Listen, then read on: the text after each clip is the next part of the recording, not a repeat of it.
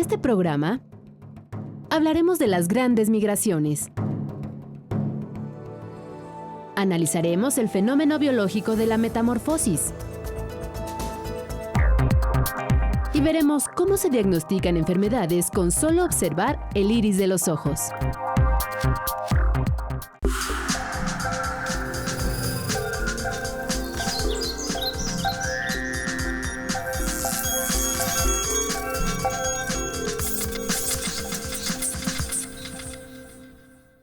Hola, ¿qué tal? Bienvenidos a Factor Ciencia. En esta ocasión estamos visitando el Santuario de la Mariposa Monarca aquí en Ocampo, en Michoacán. No sé si lo sabes, pero existen más de 165,000 especies ya clasificadas de mariposas. Y a lo largo de este programa vamos a estar aprendiendo mucho acerca de este pequeño pero maravilloso insecto. Bienvenidos.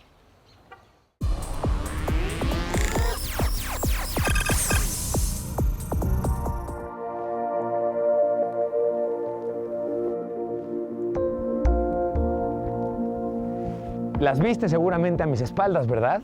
En las copas de los árboles hay unos espacios ligeramente más oscuros e incluso de lejos asemejan racimos. Se trata de mariposas monarca, aquí justamente en Ocampo, en Michoacán. La mariposa típicamente nos ha llamado la atención pues por lo caprichoso y por lo bello y colorido de sus diseños en las alas. Sin embargo, hay quienes lejos de sentir ternura o remembranza a la primavera, podría sentir pavor al estar cerca de ellas. Se trata de la entomofobia, el miedo irracional a los insectos, y de la papilofobia, el miedo en particular a las mariposas. Vamos a conocer un poco más al respecto. El miedo produce cambios fisiológicos instantáneos que pueden ser útiles para salvar la vida.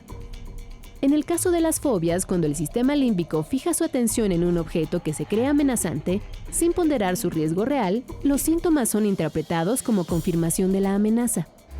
Las fobias son miedos irracionales que se aprenden a través de experiencias que uno vive y que se aprenden de manera muy rápida, ¿sí?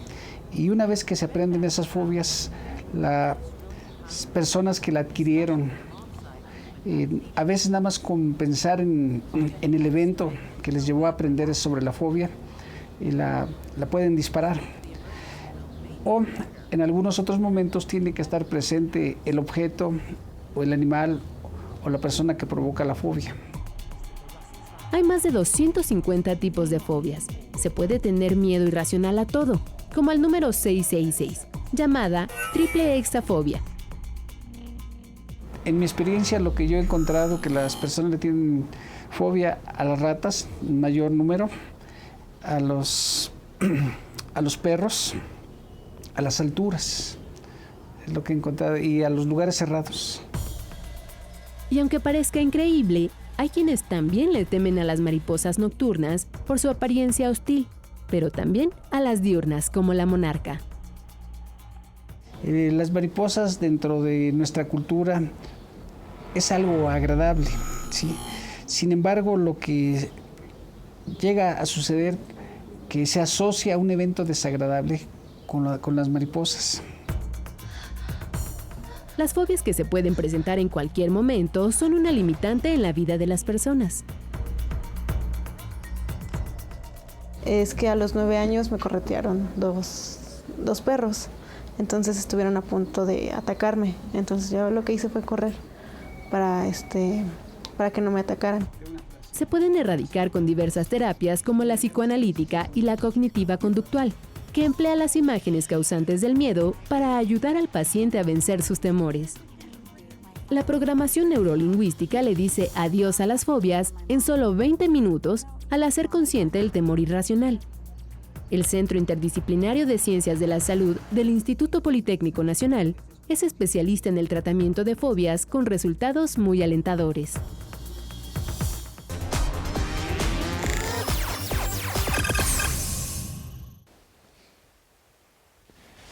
Dotadas de un incomparable instinto de supervivencia, muchas especies, incluidas por supuesto las mariposas, pero lo hacen igualmente aves, peces, mamíferos, realizan grandes desplazamientos a lo largo de nuestro planeta que de hecho logran perpetuar a la especie. Se trata de las grandes migraciones. Vamos a aprender un poco más al respecto. Cada año llegan a la Ciudad de México desde Canadá cientos de pelícanos blancos, Una vez que pasa el invierno, regresan a sus lugares de origen en el norte del continente. Para adaptarse a las muchas veces hostiles condiciones de la naturaleza, algunos animales migran, es decir, se mueven desde sus lugares de origen a otros sitios, generalmente en la búsqueda de comida abundante y condiciones favorables para la reproducción. Después, emprenden el viaje de regreso a su hábitat. Los animales que migran utilizan las mismas rutas cada año. Algunos de ellos siguen patrones estacionales. Muchas especies migratorias buscan lugares más cálidos durante el invierno. Otras migran hacia el norte en busca de lugares más fríos durante el verano. Pues están en África grandes mamíferos que se mueven territorios gigantes por la parte de África. Están las aves migratorias, todas las aves acuáticas migratorias que vienen muchas de la parte de Alaska y van hasta Argentina, hasta el sur del continente. Existen otras grandes migraciones marinas que tienen que ver con langostas o con algunas otras especies acuáticas. México es destino de muchas especies migratorias. Entre los 3 fenómenos migratorios más importantes se encuentran las ballenas que llegan a los mares de Baja California, las mariposas monarca y las tortugas marinas. Por ejemplo, las tortugas marinas requieren de ciertas condiciones de humedad y de arena y muchos vinculados con toda la parte de las zonas de alimentación en los mares o con las corrientes, que son las que las llevan a instalarse en las diferentes playas en ambas partes del territorio, en la península de Yucatán, en el Golfo de México, en la parte del Atlántico y en el Pacífico. Los animales migratorios no saben de límites y fronteras de los países. Por eso, la conservación de los fenómenos migratorios exige la cooperación entre naciones. Algunas especies migratorias se encuentran amenazadas o en peligro de extinción. Estas requieren especial atención. Otros animales, como la mariposa monarca, gozan de poblaciones sanas y únicamente el fenómeno migratorio se encuentra en peligro. Justamente las migratorias pasan por tantos territorios en donde vemos muchas personas y diferentes actividades que se realizan a lo largo de su trayecto, de su movimiento. Y es bien importante que nosotros como personas podemos contribuir en el momento que nos corresponda cuando ellos tocan los espacios en donde nosotros estamos habitando, respetarlas. Además de las ballenas, mariposas y tortugas que tienen programas amplios de conservación, hay otras especies menos visibles que migran y cruzan fronteras. Según información de la Comisión Nacional para el Conocimiento y Uso de la Biodiversidad, existen 34 especies de aves rapaces diurnas que migran. Algunas recorren cientos de kilómetros, pero otras más de 10.000, desde Canadá hasta Argentina. Aves tan pequeñas como el colibrí también salen de México. 13 de las más de 50 especies de colibríes que hay en nuestro territorio migran. Una de ellas viaja hasta 4.500 kilómetros. La ciencia aún tiene secretos por develar sobre el ciclo de la vida de muchas especies migratorias, mientras que los gobiernos deben tomar acciones para detener la destrucción y el deterioro de su hábitat.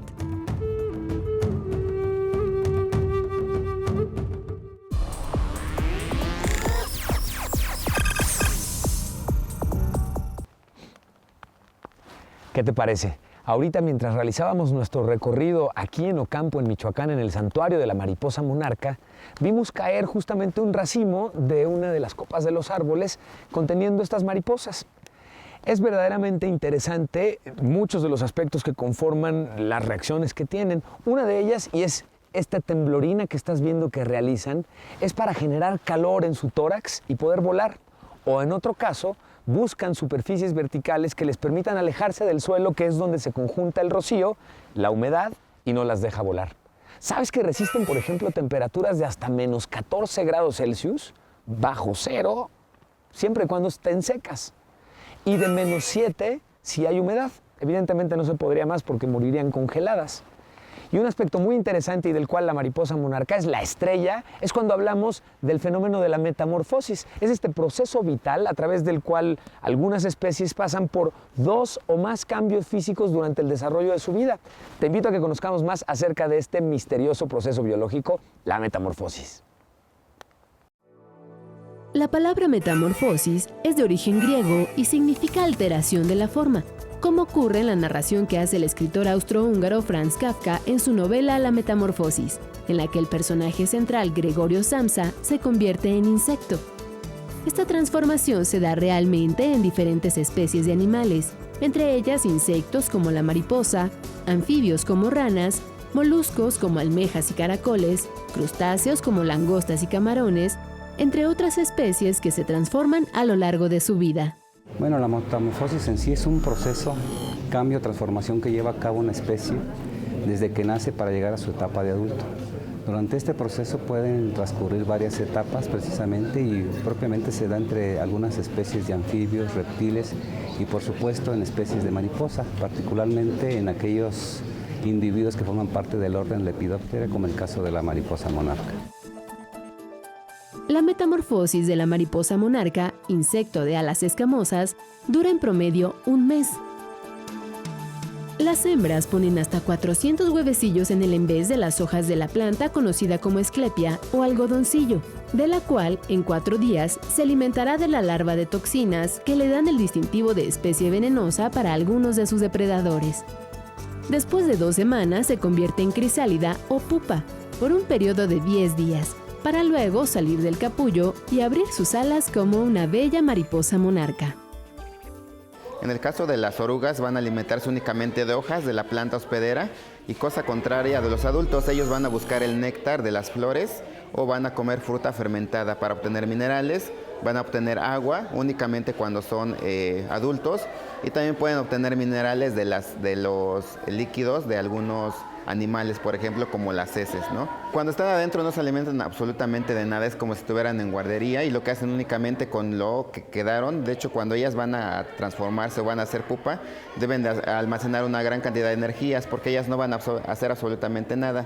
No comen, no toman agua y únicamente transpiran o respiran por medio de la cutícula, que es muy delgada y que está formada por quitina muy delgada. La mariposa monarca que llega a las áreas de hibernación en México, conocida también como la generación Matusalén, viene precedida de 4 generaciones que tienen su ámbito de reproductivo y de alimentación propiamente en las praderas de los Estados Unidos y Canadá, y por eso es tan fundamental e importante la conservación de estas plantas en esos sitios para que podamos concluir o llevar a cabo el ciclo completo de la mariposa monarca. La vida de las mariposas va de 1 mes a 9 meses, que es el caso de la Matusalén, que viste de colores los campos de los estados de México y Michoacán.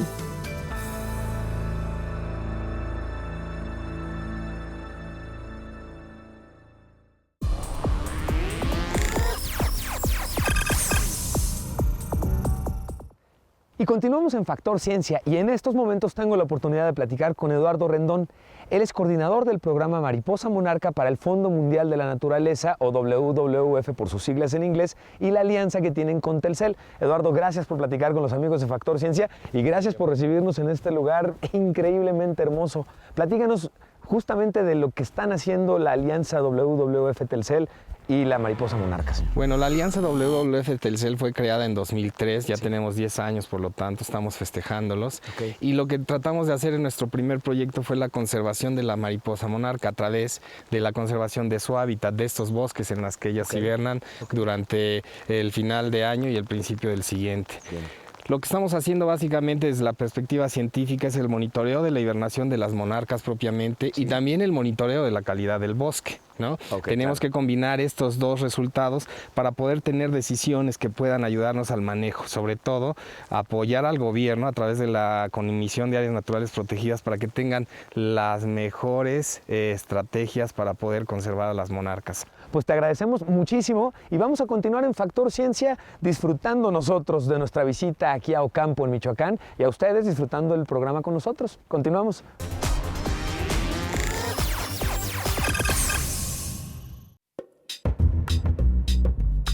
En este lugar se recrea artificialmente el clima de la selva tropical, Se trata del mariposario de Chapultepec, donde viven seguras 35 especies de mariposas. Tenemos una temperatura promedio de 28 grados centígrados y una humedad del 80%. Tenemos más de 35 especies de mariposas, todas son de clima tropical. Tenemos también monarca, tenemos algunas mariposas nativas de la Ciudad de México.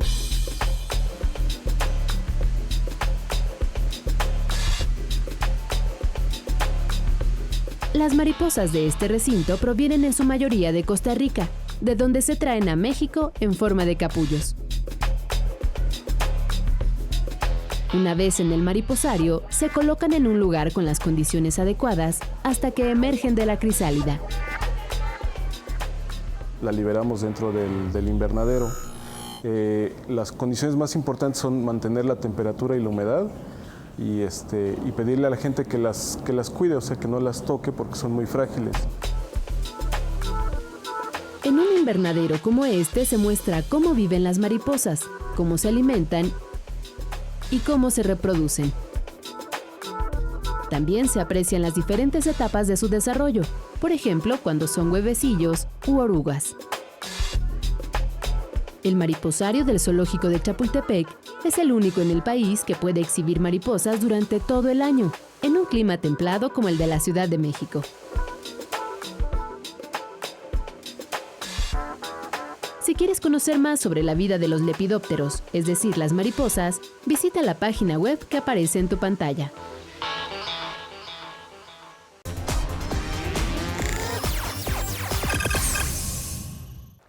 A lo largo del programa hemos compartido contigo algunos aspectos muy interesantes sobre la mariposa.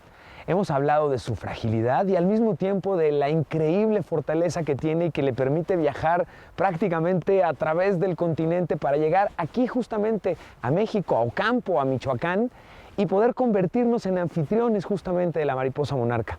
Este es un privilegio que la Comisión Nacional de Áreas Naturales Protegidas, que la WWF y Telcel hoy están uniendo esfuerzos para que podamos continuar disfrutando.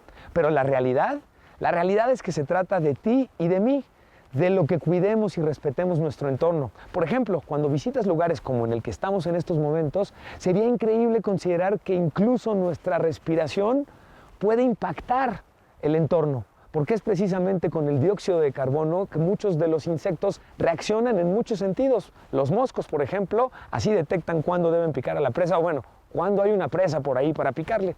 Y en el caso de la mariposa monarca, la temperatura es crucial, pero además de la temperatura, el ruido y la presencia de los seres humanos en términos de la contaminación que podemos generar y de siquiera tocarlas puede resultar dañino para ellas. Por ello te invito, primero que nada, a que visites este lugar, porque la experiencia de estar cerca de cientos de miles de mariposas es verdaderamente fascinante. Pero al tiempo te invito a que lo hagas con responsabilidad y cuidemos el entorno. Son tan frágiles y tan fuertes al mismo tiempo que es como un crimen que nosotros no hagamos lo mismo en términos de cuidarla. Continuamos en Factor Ciencia. Les recuerdo que seguimos recibiendo sus inquietudes y sus preguntas sobre cualquier tema relacionado con ciencia y tecnología. Vamos a ver ahora una de las preguntas más interesantes que nos hicieron esta semana y escucharemos la respuesta en voz de un especialista. A mí me gustaría saber cómo es la migración de las langostas. Un grupo en particular, que es el de las langostas migratorias, que desarrollan infestaciones a través de continentes completos y que a veces pueden ser arrastradas distancias muy grandes por corrientes convectivas, como las historias bíblicas de que le llovían langostas a los egipcios. Estos eran masas de langostas transportadas por corrientes que las elevaban en la atmósfera y de repente las depositaban a grandes distancias del lugar donde habían iniciado su vuelo. En las condiciones ambientales en las que se forman las mangas, los grandes grupos de langostas, tienden a asociarse a corrientes que al incidir sobre suelos desérticos o semidesérticos provocan levantamientos de las masas de aire que se las llevan y ellas pasan por arriba de nosotros sin que nosotros nos demos cuenta y pueden irse a ubicar muy lejos del lugar original donde habían levantado el vuelo.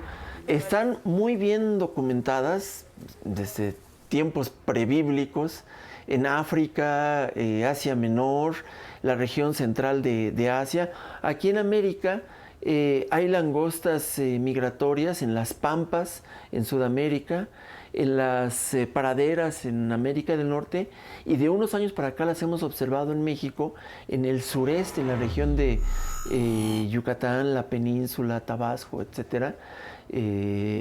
Han comenzado a aparecer, incluso ya están entrando a la región de la planicie costera, regiones de Veracruz y Tamaulipas, cosas que antes no eran realmente un problema, ahora ya son más evidentes cada vez, ¿no?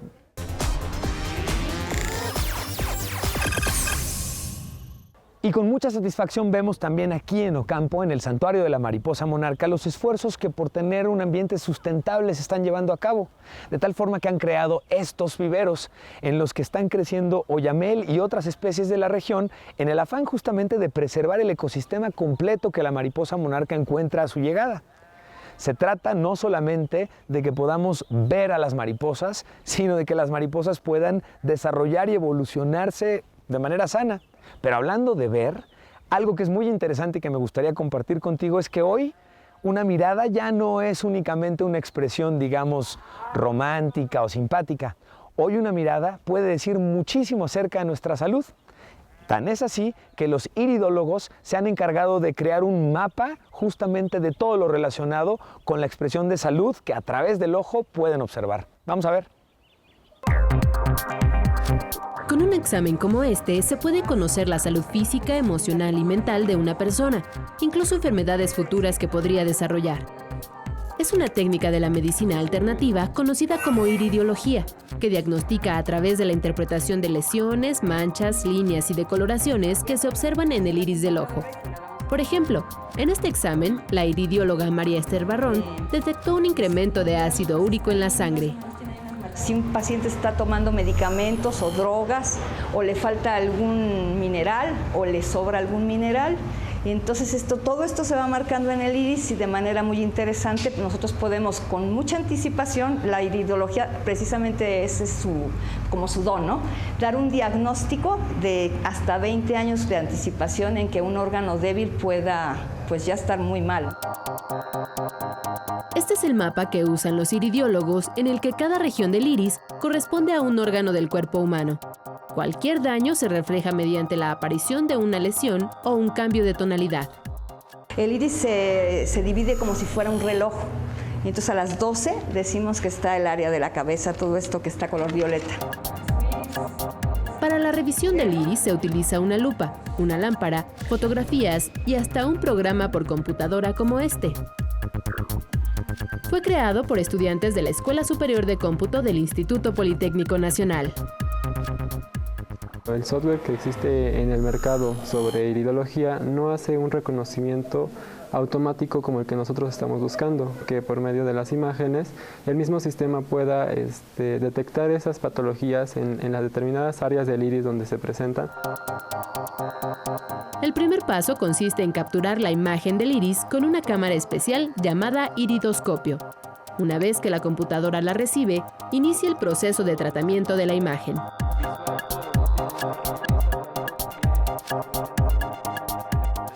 La imagen se transforma a un sistema binario, se le llama binarización de la imagen, para después poderla tratar en una red neuronal. Una red neuronal servirá para clasificar las enfermedades del ojo que se encuentren en ese iris. El sistema reconoce 10 padecimientos, entre ellos cefaleas, dermatitis, colesterol elevado, molestias articulares y adicciones. También identifica las marcas del iris que indican intoxicación, problemas hepáticos, diabetes e hipertensión. Bueno, principalmente el proyecto va dirigido a los iridólogos para que sirva como una herramienta y hacerles el trabajo más fácil para la detección de las patologías por medio de la iridiodiagnosis. El primer prototipo de este sistema, diseñado en el Instituto Politécnico Nacional, ya está listo para ser comercializado.